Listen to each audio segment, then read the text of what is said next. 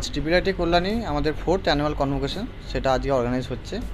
এখানে আমাদের যেটা দেওয়া হয়, যে অ্যাওয়ার্ডিজ যারা রয়েছে বিটেক, পিএইচডি, এমটেক, এদের সবাইকে আমরা ডিগ্রি অ্যাওয়ার্ডস সেটা আমরা দিয়ে থাকি। তো এটাতে মনলি আমাদের চেয়ারম্যান সাহেব রয়েছেন, আমাদের ডিরেক্টর স্যার রয়েছেন, আদার্স ডিগনিটিস রয়েছেন, আমাদের রেজিস্ট্রার স্যার রয়েছেন এবং আদার্স কিছু ডিগনিটিস যেরকম এইমস কল্যাণী ডিরেক্টর রয়েছেন, আইসার রয়েছেন। তো এনারা সেটা অনুষ্ঠানটা একের পর এক বক্তব্য রাখবেন এবং মেনলি যারা ফার্স্ট হন সেক্ষেত্রে আমরা গোল্ড মেডেল দিচ্ছি। এটার জন্য পার্টিকুলার কিছু প্রাইজেস রয়েছে। মূলত বার্তাটা কী ছিল জানেন?